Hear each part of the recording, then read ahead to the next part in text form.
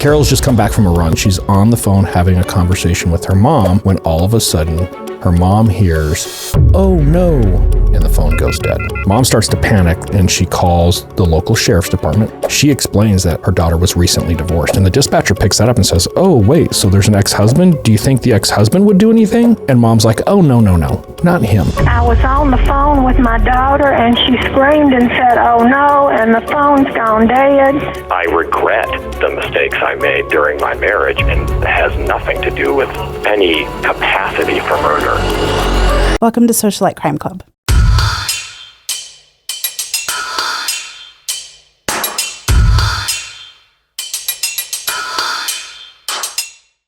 What kind of questionable circumstance are we convicting someone under today? Let me ask you a question instead. If I was ever accused of murder, and right around the time of the crime, I had turned my phone off, powered it down for 5 hours, what would you think? You're up to something shady. Why? Because you never turn your phone off unless we're recording or you're resetting it. Interesting. So you're qualifying that opinion based on the fact that you know my pattern of life.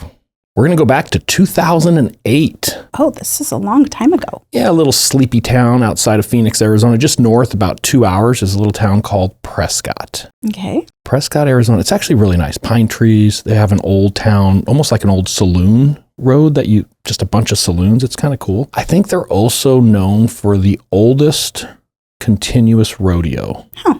Okay. It's Cowboy Town. All right. But before we start in 2008, let's go back in time a little bit further to the early 80s. And I want to introduce you to Carol and Stephen DeMocker. Here's a picture. Look at his turtleneck. This is very 80s. They both have turtlenecks. Yeah. The only thing that picture's missing is like the little side profile superimposed like up in the top corner. Yeah, with the duet photo of some kind. Yeah. Or him laying down and her sitting on his back or something like that, straddling him. Yeah, those are very high turtlenecks. I suppose it's acceptable because they are in very cold weather up in Prescott. By the way, it's debatable whether it's Prescott or Prescott. Prescott. We're going to go with Prescott. This picture's Rochester. They're a New York couple. At least they got married in Rochester, New York in the early 80s. Very adventuresome. They love the outdoors, a lot of trail running, kayaking. You're going to appreciate this. What? They were into scuba. They did a lot of scuba diving. Oh, okay. So they moved to Prescott in the early 90s, it looks like, maybe mid 90s. Okay. And he's going to get a job as the dean at the Prescott College. And she's going to teach psychology there. So she's a psychology professor and he is the dean over Prescott College. I could see them both being professors at a university. I'm not sure why the look looks that way. I'm very profiling here, but hello, dear. Would you like to go to the DeMockers tonight? Maybe it's the turtlenecks. It's got to be the turtlenecks. They're going to have 2 daughters, and all in all, they've got a pretty good life. Here's another picture I have of them later in life, kind of doing the outdoor thing with their children when they were very young. So he's wearing his 80s shorts in the 90s. Right. Mm-hmm. And Stephen is going to move on from the college, the academia profession, and he's going to go into the financial field. He's going to be very successful. He's going to work for a company called UBS, and it's a stock trading wealth management type company. He's going to promote very well. He's going to end up becoming a senior vice president there, and he gets paid a commission based on his accounts. Around 2005, 2006, 2007, Stephen's pulling down about $500K a year. He's doing really well. Nice. Now, obviously, as we go into 2008, everybody knows what happens to the stock market in 2008. There's a crash coming. It plummets. So 2008 is going to start getting a little bit dicey for him financially. But up to this point, he's done really well. And did he have all of his own investments along with that, do we know, with his $500K a year? I don't know that he had any investments. I think this is more of him managing investments, and I'll get into why I think that later on. What we're going to find is in 2008, he is financially struggling. He's hurting, and we'll get into that here as we kind of go. One of Steve's bigger problems, though, is that he likes women other than his wife. Oh. And that usually is problematic in a relationship. He hangs out with a lot of other women. He has sex with a lot of other women. And weird, his wife's not down. She is not She's good not with this. okay with this. She is not. Let's just say this is not an open relationship as far as she's concerned. She hasn't consented to No, she has not. I have found claims of at least 17 affairs, maybe more. And obviously I can't say yay or nay to that, but there is information out there that she was aware, she found out of at least 17 affairs. Do we know when his affairs started, at what point in his life with her? It's interesting you're asking me that. The first one that she's talked about knowing, she being Carol, the wife, when she was pregnant. Apparently he had an affair with her midwife. No. That seems pretty low. That is pretty low. Yeah. Like, keep your hands off. Yeah. And, there's so many jokes I could start doing about her being pregnant and the midwife, but I'm not going to because I'm classy. I'm going to keep it classy today. It's actually really sad for her. Yeah, it's terrible. Well, she's pregnant. Yeah. Okay. Go on. This is an ongoing issue with them, and Carol eventually is going to file for divorce as we get into 2008. By May 27th of 2008, the divorce is final. They have a house just outside of Prescott, just north of Prescott a little bit. It's actually a nice house. It's a nice piece of property. It's outside of Prescott. In the backup fence that they have at their house, there's a little gate that opens up that goes into the National Forest. So they can go into hiking and running trails right out of their backyard. Nice. When they get a divorce, Carol's going to keep the house. Stephen's going to move to a condo more in town. He also has a condo or an apartment in Scottsdale, so he goes back and forth with work. Okay. As part of the divorce, he is ordered to pay $6,000 a month to Carol as spousal maintenance. And does she work at all? She's an artist. So at this point, she's just doing art. And I think she's making a little money on the side here. So she's commission-based. Yeah, I don't think she's raking it in, but $6,000 a month in 2008 is no joke. Like, Correct. That's a fair amount. Yeah. And I'm sure a lot of people are like, oh my God, how dare he have to pay that much? You have to understand he's bringing in $40,000 to $50,000 a month at that time based on his commissions with UBS. So it's less than 20%. You said that they were struggling financially around this time. Do we know what some of his financial struggles were? Stephen likes to spend money on a lot of stuff. He does crazy travel, first class, everything he does. He just spends a lot of money. He likes finer things, if you will. I imagine some of his money might be going to his side girls, his ladies of the night, maybe? I don't know. What do you think? I'm just going to let you sit there and simmer on that one. Okay, so $6,000 a month is going to Carol, and he makes the payment June 1st. Because remember, the divorce is final May 27th. June 1st, he pays his $6,000. Okay. July 1st, he does not. It wasn't automatically being deductive out of his check? Because usually spousal maintenance is automatically deducted when it's court ordered. Yeah, the July 1st payment is not made. July 2nd, 8 o'clock at night. Carol's just come back from a run. So when she goes on a run, she goes out her back gate. She runs on these little trails behind her house, and then she comes back.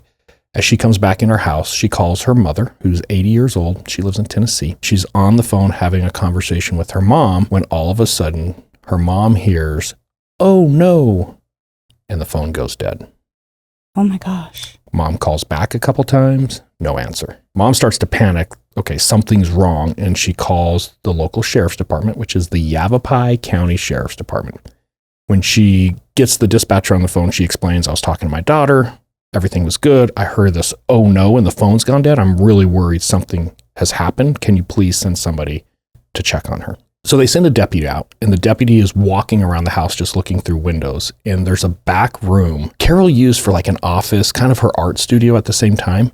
And he can see the room's kind of in disarray. There's a bookshelf or something that's been knocked over, and he can see a body laying on the ground, which is never good when you're doing a welfare check. Right. So they're going to force entry into the house. And actually, I believe the door was unlocked. So they come in the house, and sure enough, they find Carol, and she is clearly deceased. What did they see with her body? I can explain some of this from a firsthand perspective, which is kind of interesting. In 2008, I was a homicide sergeant with Gilbert at the time, and I was doing a lot of teaching, not just phone stuff, but I was doing a lot of instructing on other things to include blood spatter.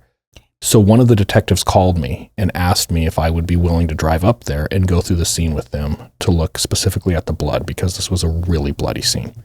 So I showed up, I think it was 2 days later, and I can explain some of this from both my firsthand perspective and also looking at a lot of photos. She is lying on the ground next to a desk, and on the corner of the desk, there's a lot of blood, both on the desk itself and then kind of running down the side of the desk. There's this little loft in this office, but it's not a loft you walk upstairs to go to. It's a ladder.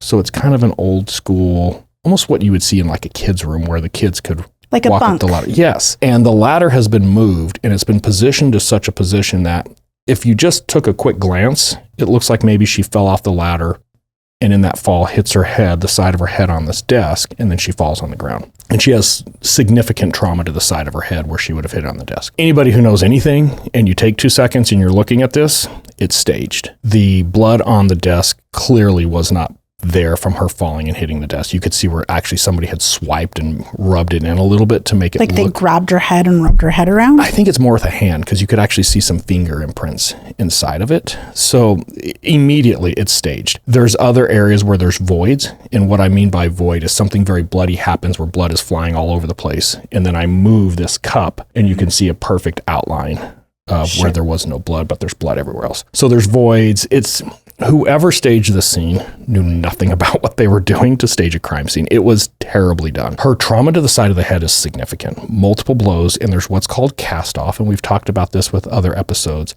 If I'm swinging something and I hit you the first time, I'm probably going to break open the skin and you're going to start to bleed. The second time, I'm going to get blood on whatever this instrument is, and as I flail it back to hit you. Casts off. Yeah, exactly. And you'll see it across the room. This room has cast off all over. And from the blood spatter alone, at least 7 blows, at least, maybe more. Oh my gosh. So she is severely beaten inside of this house. The other thing that's really interesting evidence-wise is they have a set of shoe tracks that go out the back door and through that back gate. Remember I was explaining the back gate goes to these open trails? Mm-hmm. And Carol is still wearing her trail shoes that she did the run in that night. And in talking to her mom, they were able to piece together she had just gotten back from her run when she called her mom. Well, when they go out and they start looking at the trail, they can see her going out, her shoe prints going out through the back gate onto the trail. There's another shoe print on top of her shoe print going out. Oh. And it looks like while she's out, somebody came into the house.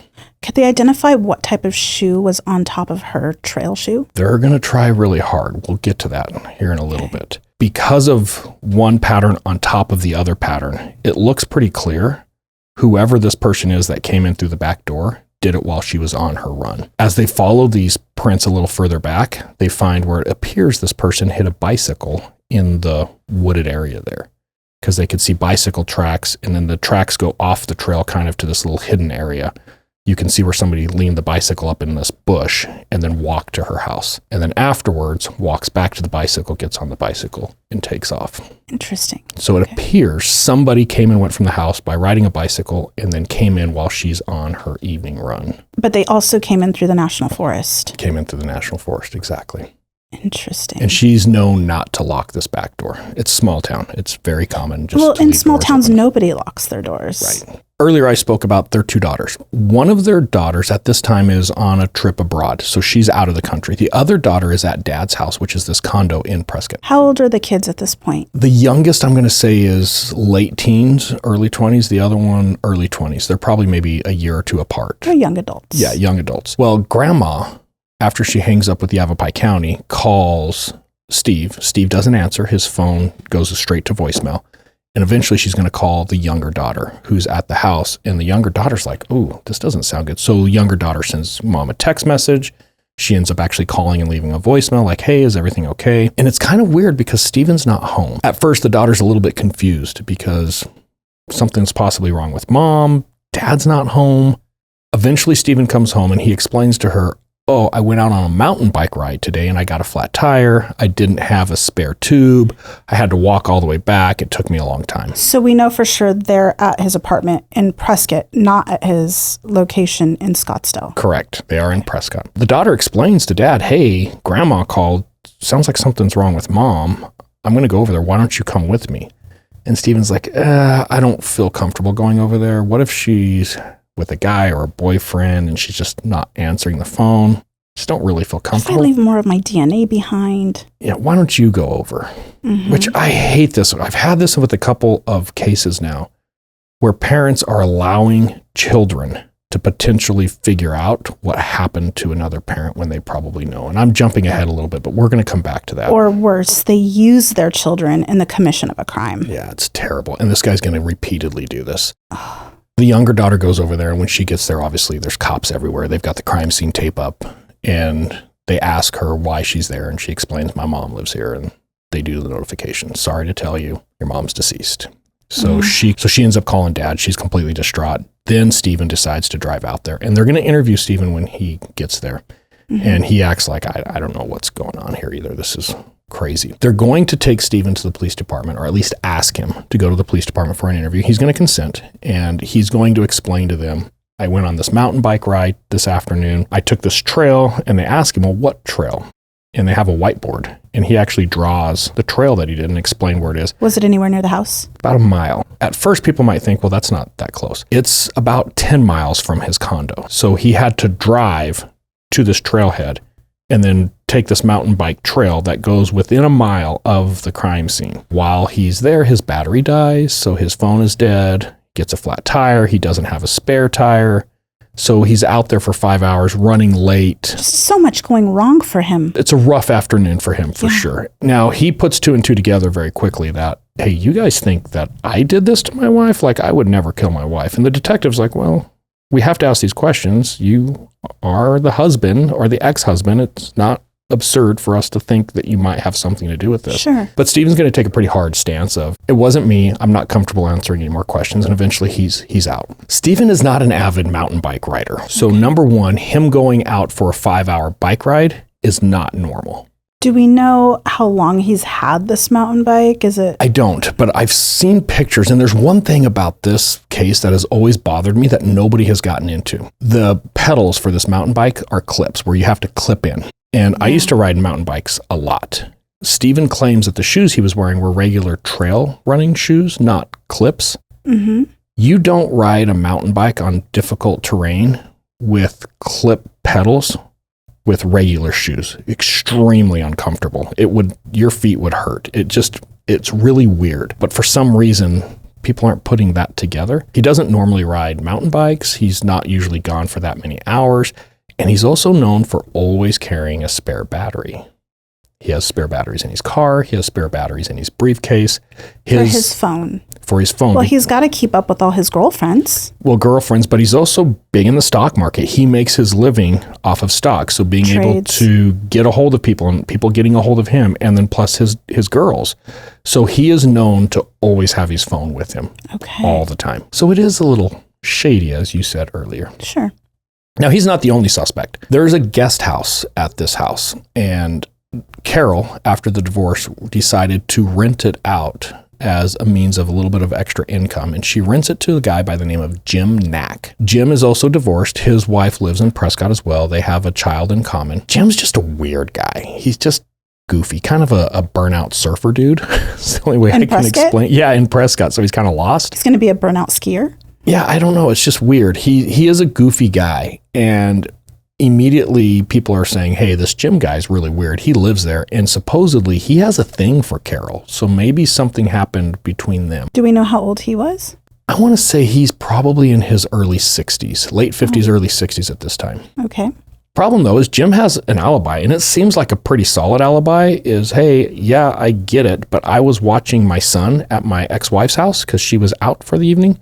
And he comes home shortly after Stephen shows up. So about the time Stephen's getting there at the crime scene, then Jim Knack comes rolling in. Jim is pretty quick to give up Stephen as a suspect. Jim's like, hey, this guy, he's very manipulative. Don't let him fool you. I don't trust this guy for anything. Did he give any reasons why? What kind of contact had he had with him that he would know that? There wasn't a lot of information about that. I suspect it's all third party through Carol. It sounds like he and Carol had probably had some conversations about this, and Carol had relayed some information about her divorce proceedings and some of the issues she was dealing with in the divorce. I want to make something clear here. The timing's well of what you're asking.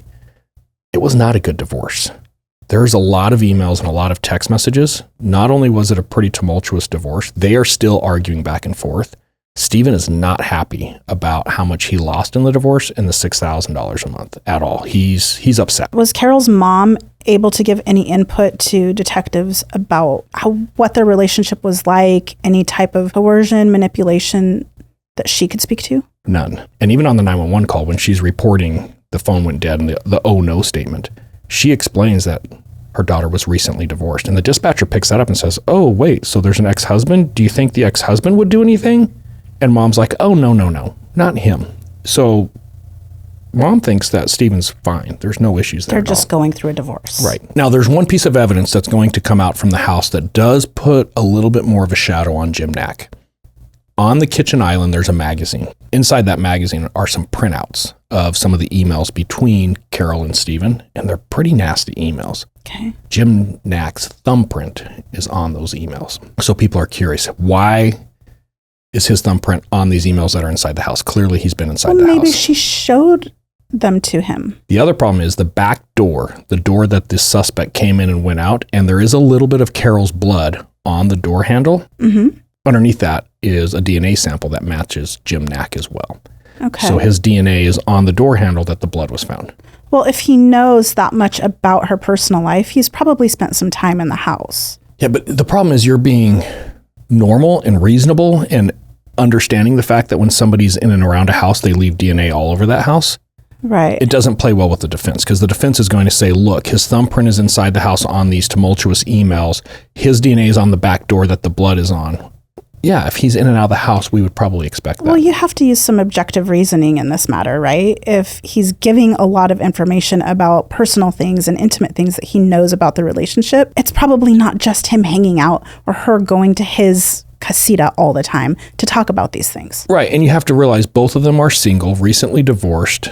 It appears that they both like a good glass of wine. Maybe some pancakes? Yeah, it doesn't surprise me. They may have shared a bottle of wine or two. That doesn't mean anything. Right. So there's really not a lot to run with there, but at the same time, it should probably be looked at, right? Yeah. So to recap, Carol's dead, blunt force trauma to the head. We have two possible suspects that are developed early on, her ex-husband, Stephen DeMocker, and a casita guest that she's leasing out the casita, which is Jim Knack. Let's move on to the autopsy. The autopsies for Prescott, Arizona are actually done in Phoenix because they don't have a medical examiner, at least at this time. And the medical examiner who does this autopsy is good. I know him personally. He's squared away. He knows what he's doing. Very quickly, in looking at the head trauma, he immediately discerns that's from a golf club.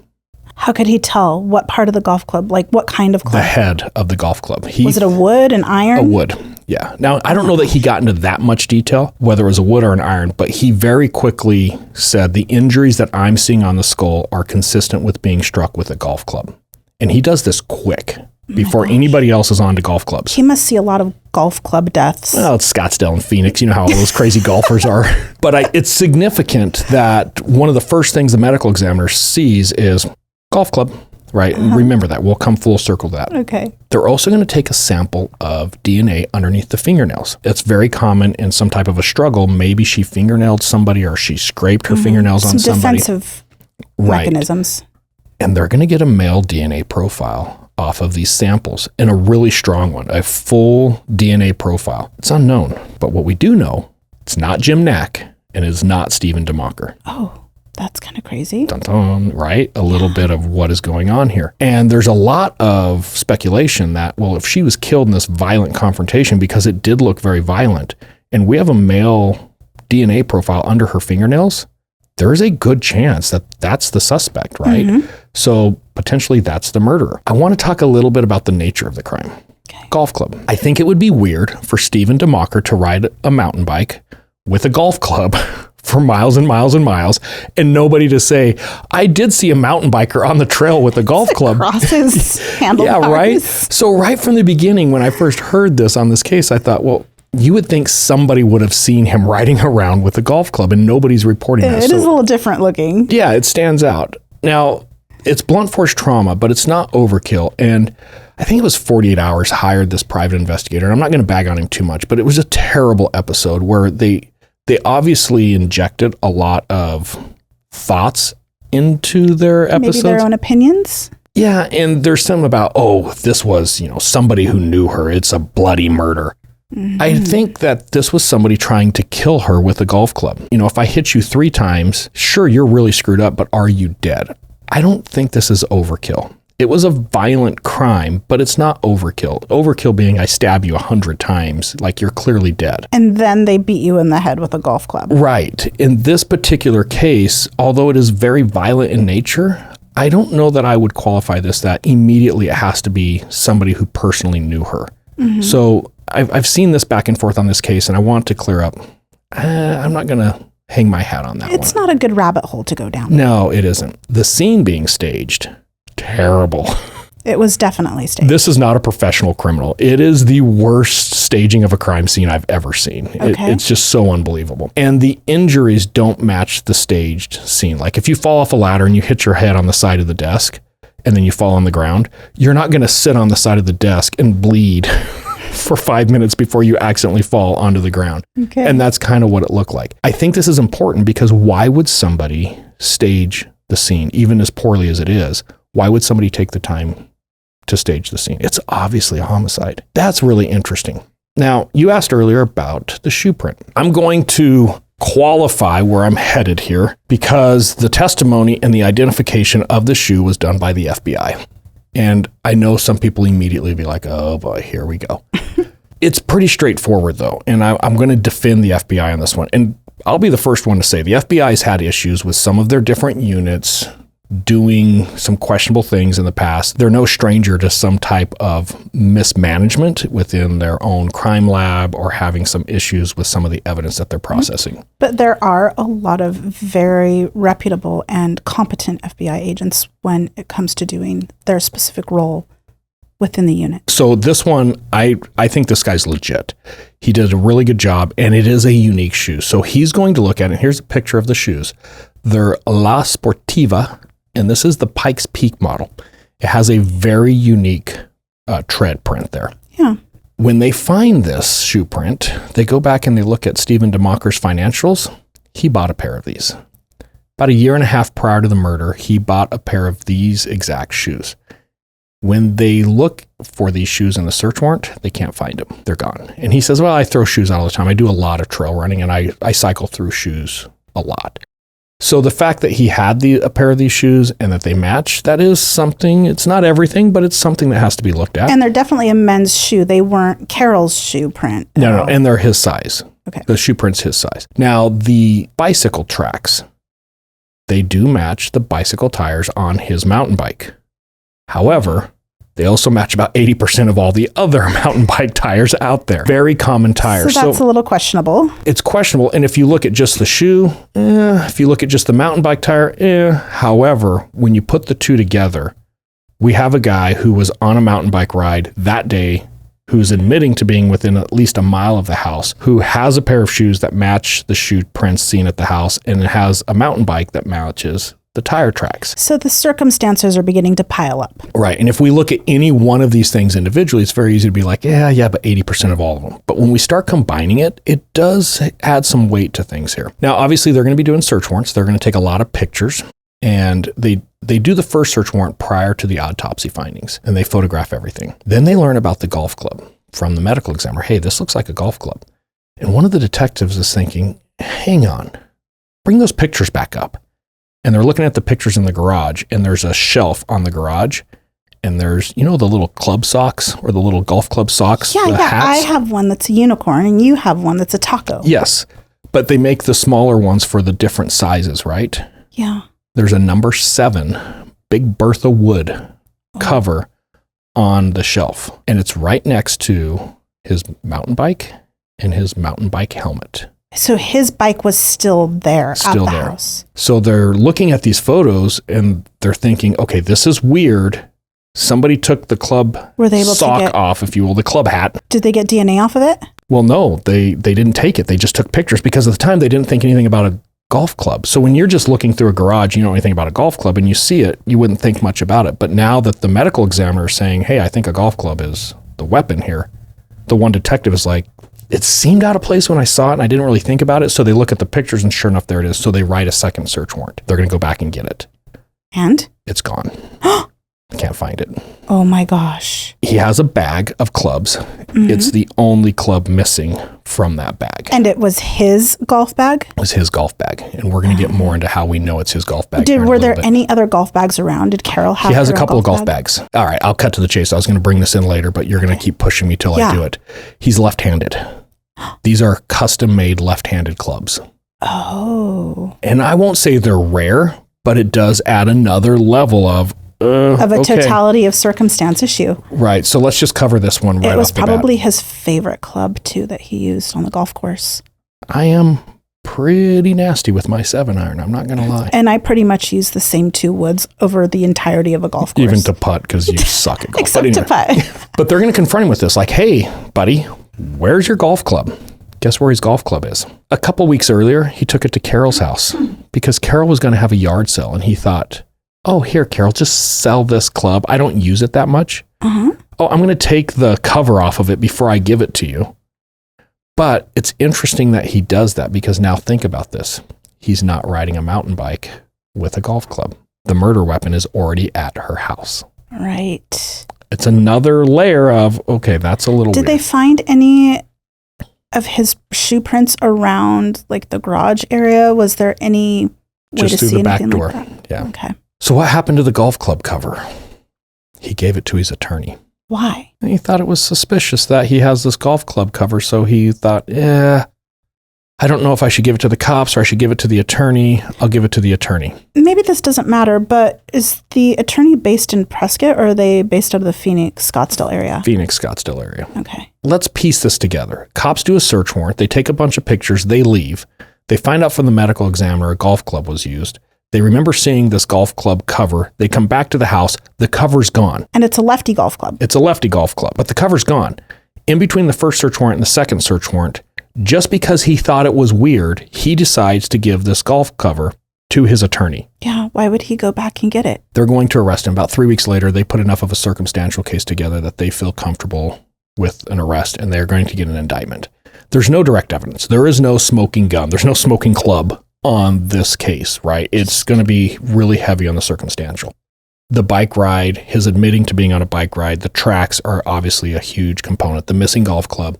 When they start digging, the financial motive is pretty major. The $6,000 a month, they find that he's borrowing $20,000 a month from his family just to stay afloat. $20,000 a month. Carol has a life insurance policy that's in his name, a little bit over $750,000. So there is clearly some financial motive for him to kill Carol. And was the life insurance policy actually paid out? It was. We're going to get into that. This gets really interesting as we go through. There's no slam dunk here by any means, but it is a strong circumstantial case against Stephen DeMocker. Now, of course, the defense is immediately going to say it's Jim Knack, right? It's got to be Jim The Knack. DNA is there. Right, the DNA. Jim Knack's going to commit suicide 5 months later. Why would you commit suicide? Oh, because he's so distraught about killing Carol.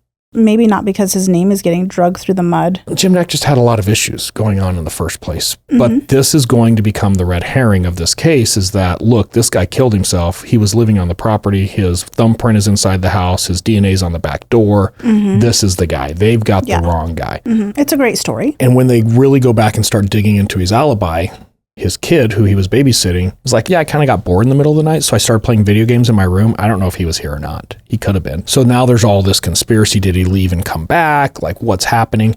It's about a 15 to 20 minute drive from where he was at to Carol's house. Okay. So we know that. There's one thing that's going to change this entire case, though, when it comes to Jim Knack. What? At 7:59, he checks his voicemail. How long was the voicemail check? About 2 minutes. But we know Carol is killed at 8 p.m. Because she was on the phone with her mom. Exactly. So we have an exact timestamp. Do we have any type of location information of where Jim checked his voicemail? Yes, we do. And I get a second call. Hey, Cy, we've got some phone stuff here we want you to look at. So they send me Jim Knack's phone records. And what I ended up doing, this is one of the first drive tests, a big drive test that I did. I drove test the entire valley of Prescott from end to end. And what that means is I have this equipment that's looking at cell tower coverage. And I wanted to be able to say without a doubt, the tower that Jim Knack connected to at 7:59 to check his voicemail, is there any possibility he could have been at Carol's house when he did that? Is there any possibility he could be anywhere near Carol's house? And if not, how far away did he have to be? And I was able to clearly show he's probably at his ex-wife's house. Not only is he not at the house, he's nowhere close to the house. This voicemail, and it's voicemail, he did actually access voicemail. We were able to see that. So he calls, he has to enter his password, he listens to voicemails, and he hangs up. There is no way Jim Knack committed this crime. Like, we can eliminate him. We're going to trial. Anonymous email is sent to the defense and the prosecution just before trial. Just out of the blue, this anonymous email comes in and it basically says, I know what happened to Carol DeMocker. Jim Knack was involved in this prescription drug dealing ring and he owed a bunch of money to people in Phoenix, and they sent some people up to collect this money, and they killed Carol instead of Jim.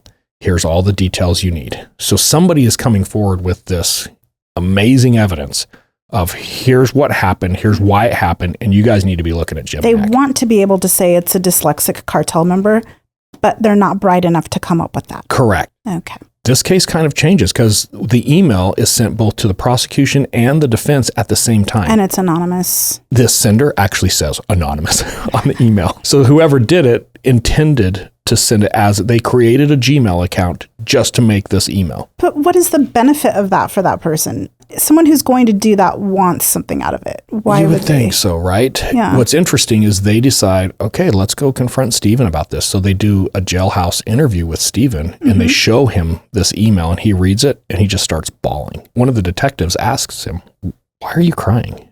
He says, I've been in here for a year now and I've known that I never did this crime, and finally somebody's coming forward to say what really happened. I feel like for the first time I have an idea of what happened to Carol. And he's very emotional about this. Why are you so suspicious? You are always so suspicious. Because I've had some experience with men crying during discussions. And you need to clarify it's not me. well, it's not you. Thank you. It's not you. Maybe we'll talk about it some other time, but this already sounds a little off to me. Go ahead. The defense is going to make a big deal about this letter, this anonymous email. In fact, they're going to have it read to the jury. It comes in at trial as, look, here is your smoking gun. It's Jim Knack. And that's the entire defense is Jim Knack. Whatever we do, we know it's not Stephen DeMocker because now we have this Jim Knack character. His DNA is on the back door. His thumbprint is in the house. We've got this anonymous email. Oh, by the way, don't forget, we also have DNA underneath her fingernails that still has not been identified, probably the second attacker. Oh my gosh. Because if you think about it, the email is saying somebody from Phoenix came up to kill Jim Knack. Right. And that's where the DNA profile under another her rabbit fingernails. hole. Okay. Yes. I'm supposed to testify at this first trial. I'm in Afghanistan. It's kind of hard. I'm not going to fly home just to testify here. So I did some stuff on Skype. You weren't there on vacation, to be clear. No, I was not there on vacation. And let's just say internet in Afghanistan is kind of a luxury. So trying to do this stuff on Skype was nearly impossible. I'll just say I was worthless for this first trial because of being in Afghanistan. So we're going to take my involvement of this trial out. The trial could go either way, right? The defense did a really good job putting the burden back on the state of, hey, they can't prove this guy did it. And we can show a lot of other theories that, in their defense, are actual legitimate theories. Do you believe in divine intervention? I believe in things that are very serendipitous, yes. About halfway through this trial, judge is in his chambers after court one day, collapses. He has a brain tumor. He dies. Oh my gosh. Judge dies mid-trial. Oh, wow. And instead of just declaring a mistrial, they're going to just pause the trial, send the jury home for a couple weeks. It ends up being over a month. They find another judge to take the case over, and they come back in to start the trial. Which is beneficial for prosecution. Some bombshells happen in the interim. Bombshells. Stephen DeMocker's been dating this lady, and I'm just going to refer to her as Renee. Stephen and Renee have been dating for a while before Carol is killed. She's going to stick with him for the first year or so, even while he's in custody. They break up, and it's pretty well known that they broke up. There's a detective. Was he dating someone else along with her that she found out, or she was just tired of him being I think she was just jail? done. Most of their time together, he's been in jail. So it's probably a stressful relationship. Yeah, or not much of a relationship. Well, and I want to defend Renee. She seems like a well put together, smart cookie. So she's probably just getting to a point where she's like, I'm done. This is not the life I want. It's too much drama. Right. And I can't fault her for that. No. Now, there is a detective at the Yavapai County Attorney's Office. So not with the Sheriff's Department, but the county attorney themselves have their own investigators. Right. He's on it. This guy's really good. He worked for Phoenix PD for like 26 years, decided to retire to Little Prescott, and then ends up with this case. Because he got bored in a little town like that. Right. So he's got this case. Well, he finds out that Renee and Stephen have broken up, and he thinks, well, I've talked to her before, but I'm going to interview her again. After a breakup, you never know. Maybe She's her usually story scorned. will change. Yep. There's got to be something going on. So they re-interview Renee. And she says, hey, I got to tell you, you know that whole anonymous email? I went to visit Stephen in jail, and I took his younger daughter with me. And while we were visiting, he held up a piece of paper to the glass that was a handwritten note, and he asked his daughter to write it down word for word. So she was writing down everything that he had on the glass. He then told her to drive to Phoenix, create an anonymous email account, and to send that to the defense and the prosecution. So the anonymous email was actually written by Stephen, who then used his youngest daughter to create a fake email account to anonymously send it to the prosecutor and the defense. To commission this crime. So could she verify that the letter he was holding up to the glass was in his handwriting? They're actually going to recover it. They get the copy of it. Yeah, they actually get it out of his jail cell. When all this came out, they search his stuff and they actually find the letter as well. Wow. And do we know how long prior to her breaking up with him that she went to the jailhouse and saw that letter? It was just before trial, but the youngest daughter is also going to admit to everything. Once they confront her, she's like, yeah, he asked me to do it, and I did it. They're all going to justify this. Are you ready? One night in his cell, he hears somebody talking to him through the air vent. Oh my God. So he jumps on his bunk and he puts his ear up against the air vent, and this other person, must be a cell or two over, explains to him this entire Phoenix prescription drug crew that killed Carol. And Cell Block Tango is playing in the background. Yeah, right. Straight out of Chicago. Yes. Yes. And he doesn't know how to get this information to prosecutors and his defense team. So he comes up with this giant conspiracy of the anonymous email. And that's how he tries to explain this. However, Stephen DeMocker has screwed up big time. Remember, the jury didn't change. When the judge died, they kept the jury. They just got a new judge. Well, now that they're going back into court, the defense realizes, oh shit, our client is the one who created this email that we read into the record to the jury, representing that this was a legitimate email. Oh my God. We have no credibility with this jury anymore because, of course, the state's going to make a mockery out of this. Yeah. And it put the defense in this weird conflict of, hey, judge, we can't represent this guy anymore because the jury's going to hate him and us now. Right. And you said these are private attorneys. This isn't a public defender.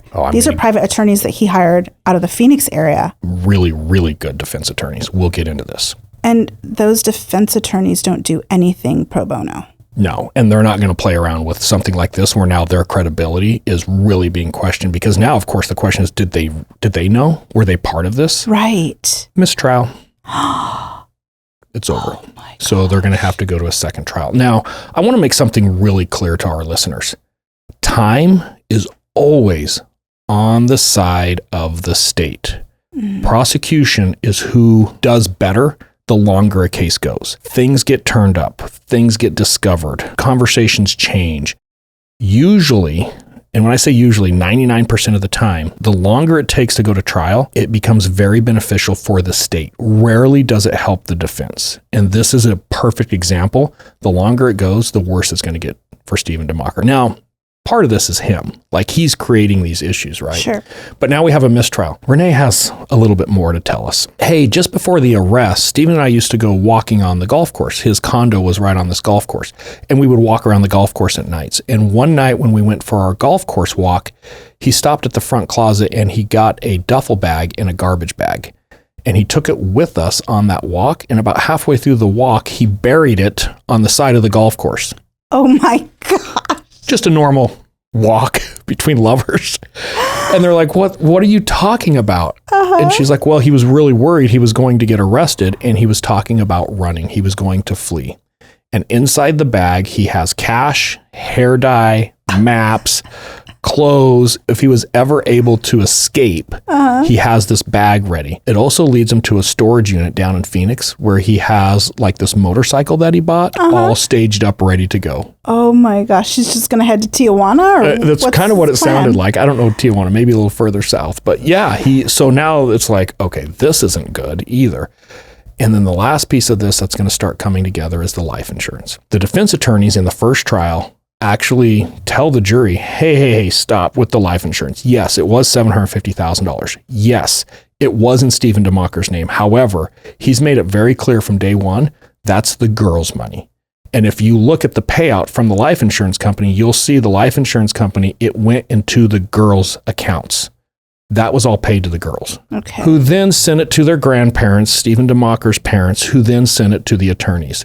They blew the entire $750,000 on the defense team. Could you show the billing that the defense actually took $750,000? It was all sent to the defense attorneys, all of it. And they didn't think for a second, oh, his life insurance payout was $750,000. That's exactly how much we're getting. Shady. And not only that, but now there's more that's going to come out. There's a jailhouse conversation between the older daughter and Stephen DeMocker, where the older daughter is like, hey, Dad, we need to hold a little bit of this money back for my little sister who's trying to go to college. Yeah. This could pay for her college. And Stephen's in jail arguing with his older daughter. No. When we're talking about my life or her college, my life takes precedence here. You will spend all of that money on my defense, period. Oh my gosh. Well, what's interesting is that those defense attorneys are going to cut and run also when there's no more money to be paid out for another trial. Just desserts. So yes, we're going to trial number 2. Stephen DeMocker is now represented by a public defender. He has no money left. Good luck, Mr. DeMocker. Yeah, new trial, but now that we have new evidence, the anonymous email, total bullshit. We know it's bullshit now. The go bag, that doesn't look good. He's got cash, money, and hair dye with maps and a motorcycle standing by. Ugh. A map to Tijuana. Yeah, and working with Yavapai County, we started helping them out with search warrants, and we were explaining some of the things that you can get from Google. So they redid all of their search warrants in the interim here, targeting Google, to include Stephen DeMocker's Google search history. Oh. He's got a couple weird searches. The first one was how to kill someone and make it look like a suicide. The second one, how to make a homicide look like a suicide. Oh my Just before Carol's death. When you say just before her death, was he on his mountain bike in the woods somewhere doing No. this? Like Was within he... a couple weeks, within a month of her death, he's Googling this on his Google account. Okay. Now, his sister, who comes across as this elitist, I can't stand her. She will staunchly defend him to her dying days. And I get it. It's his sister. Yeah. But she's like, oh, no. That's perfectly normal. Stephen is actually a very accomplished writer. Most people don't know this. And he Googled those things because he's working on a manuscript for a book. I've read the book. I've actually helped edit the book. Oh, he's working on a fictional crime book? Yeah. Turn the book over. Oh, no, I don't have the book. I don't have the manuscript. I can only tell you that he was, never mind. He's definitely told her about it. Yeah, it's a bullshit claim. So that one doesn't look. Now let's go back. If you remember the autopsy, they were able to scrape some DNA from underneath Carol's fingernails. This ended up becoming item number 603. So everybody was referring to Mr. 603. Remember me talking about the county attorney detective who I said, this guy's just great. He's a good investigator. He knows his shit. Yes. He starts thinking this has got to be a fluke. It just doesn't make sense that we would have that much DNA under the fingernails and nowhere else. Like something's not right here. Okay. So he gets this crazy idea and he says, I wonder if this is contamination at the medical examiner's office. So he gets the log from the medical examiner's office to look at all of the autopsies for that day. Then what he does is he gets blood samples from those autopsies, sends them all to the lab for a DNA profile, and then he sends those DNA profiles to compare against this DNA profile. And he hits pay dirt because he realizes Mr. 603 is the dead guy who was on the autopsy table just before Carol. Oh my gosh, that is crazy. So what ends up happening is the medical examiner screws up. They do an autopsy. They use a tool to do the fingernail shavings, if you will, or underneath the fingernails. They don't clean the tool. They use the same tool for Carol. They have both of the DNA on there. Crazy, That is crazy. So this whole thing, if you think about this giant conspiracy of this unknown DNA underneath her fingernails, that's your real killer. No, it was sloppy work at the medical examiner's office. There's always a possibility for this It's a dead stuff. guy. Okay. Yeah. And he was dead before Carol, so we can eliminate him as a suspect. So for the second trial, the state has a much better case. The other thing is they've hired a blood spatter expert, and this guy's good. He was able to review everything and show without a doubt it's a left-handed killer. Oh my gosh. Remember, Stephen DeMocker is left-handed. The club is a left-handed club. Right. I'm no longer in Afghanistan, so I can testify this time at the trial and actually appear at the trial. And there's something I did very interesting, and we talked about this a little bit earlier in the very beginning of the episode here. We have 12 months worth of Stephen DeMocker's cell phone. That's a lot of data. It's a lot of data. That's a lot of pattern of life. And I sat down and I went through every single day. Guess who has never turned their phone off in 12 months for 5 hours except for one time? Stephen DeMocker. The only time he ever turns his phone off for 5 hours is during the time when Carol is killed.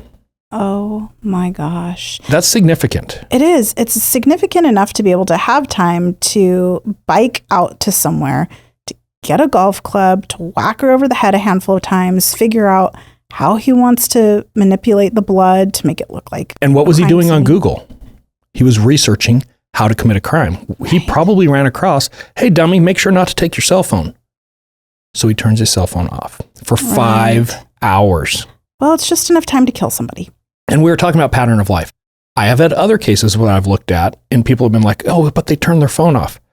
They turn their phone off every other day. The fact that the phone is being turned off isn't necessarily relevant until you can start to put some context behind. How often they do it. Right. What is that pattern of life? Right. And in this case, it stands out big time. And even his kids testified it was really weird that his phone was off. And sometimes those patterns will change over a course of time, depending upon what you're doing. If suddenly you get a new job and you're sitting in meetings and you know your phone can't be going off in a meeting, or you started a stupid podcast and you realize that when it vibrates off in the corner, it screws everything up. Yeah, so I turn it off and then I forget to turn it back on sometimes until I want to look at the news or see our ratings or see people trolling us or something. Nice comments. Yeah. Okay, so what evidence do we have here? Let's go to the second trial. We have the shoe prints and we have the tire tracks. Combined, it looks pretty good. Yeah. We have the phone being powered off, which is completely outside the normal routine. We have the golf club, which is a left-handed club, and we have a left-handed killer. We have the awareness of the routine. And what I mean by this is he knew that Carol went for a run every evening. Like this was very predictable. And that she left the back door unlocked. Correct. Troubled divorce. They're still dealing with issues. There's all kinds of communications. There's trouble in paradise here. They are not doing well together. The financial strains that they were going through. Big motivation of this is the financial strains. Now, you also said that he was borrowing $20,000 a month from his family. Was he expected to pay that back to his family? I don't know. I would like to think maybe if I was loaning $20,000 a month to one of my kids, they're going to pay that back. Right. Yeah. Better. The other thing that comes up is apparently he has some narcissistic tendencies, and you of all people know how to deal with a narcissist. Yeah. Yeah, they're terrible to deal with. So there's just so much to have to sift through and sort through and work through lies and gaslighting. It's terrible. The other thing we know is that it's not Jim Knack. So for the second trial, we're going to be able to clearly show, hey, Jim Knack is no longer And was involved. Jim Knack right-handed? Do we know?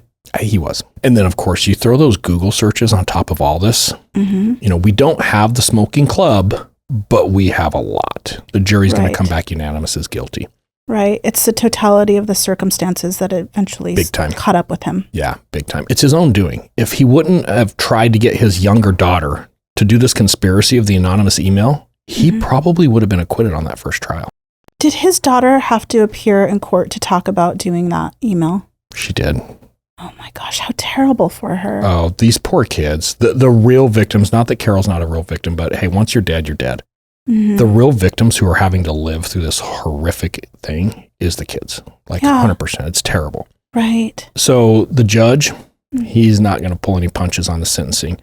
Stephen DeMocker is going to get natural life plus 20 years. So, hey, you're going to stay in prison till you die, and then they're going to keep you 20 more years just for good measure. Right. He sends a pretty clear message. Defense has always claimed that this case was just bungled by law enforcement. They got tunnel vision. They focused on Stephen DeMocker right from the get-go, and that's why this case is screwed up. And I want to be really clear about, I've seen cases that have been bungled by the law enforcement agency investigating it. That doesn't mean the suspect didn't commit the crime. Right. I get that that's a really good defense. What we have to look at is if law enforcement is bungling the investigation, are they bungling it in a manner where evidence is being lost? Is evidence that should be obtained not being obtained? Is somehow the investigation itself so corrupt or so poor that they're making up or manipulating evidence? You can't just say, well, they're incompetent. There's a lot of law enforcement that get into very unique situations with very complex investigations that, yeah, guess what? We've never dealt with this before because it's just crazy ass shit, right? Right. They didn't cover this in the academy because this is the first time anybody's ever dealt with something this crazy. Yeah. So I want to be careful about, hey, just because law enforcement may have, or it appears that they bungled an investigation, doesn't mean the suspect is innocent, right? I can bungle an investigation and still have the right suspect. Mm-hmm. And conversely, I can bungle an investigation where I've got the wrong guy. Which we've seen happen before. And we've seen the opposite. Incompetence, or what may appear to be incompetence by law enforcement, is not enough by itself. Just like any other circumstantial evidence, we need to be able to articulate that, and just kind of the Keystone Cops thing doesn't cut it. And I want to end this episode with a little discussion, a little debate here, if you will. If a jury hates a defendant enough, will they convict him? It's very possible. The second trial, they put him on trial for his affairs. They made it very clear of his promiscuity. Yeah. They made his cheating habits very clear to the jury. It was obvious, and maybe enough that the jury just despised him. When you hear he's having an affair with the midwife while Carol's pregnant, that one's hard to swallow. And were there more females than males on that jury? That's a good question. I don't know. I don't remember. I want to say it was pretty close to half and half, but I could be off. One of his business partners he was having an affair with, and they actually drug her into court and had her testify. Oh my gosh. So yeah, he's also having an affair with somebody that he works with. Okay. It's interesting, and the reason I bring this up is it's hard to get an impartial jury these days. And I do think there's some legitimacy to, if a jury dislikes a defendant enough, they will convict him in the absence, or her, in the absence of evidence. Yeah. And I'm not saying that's what happened necessarily in this case, but when I go back and I review the case, it's still very circumstantial. It's hard not to dislike him based on the things that we've heard about him. And his defense attorneys, when they're interviewed on any of these shows, they're like, well, just because he's a bad guy doesn't mean he killed his wife. Because they're admitted, they're like, we can't defend him. He is kind of a piece of shit. Yeah. But doesn't mean he killed her. And I agree with him, but at the same point, it's a hard balance, right? Something hard to overcome. Yeah. He has appealed multiple times. They've all been denied. He's still sitting in prison. So here's Stephen DeMocker today.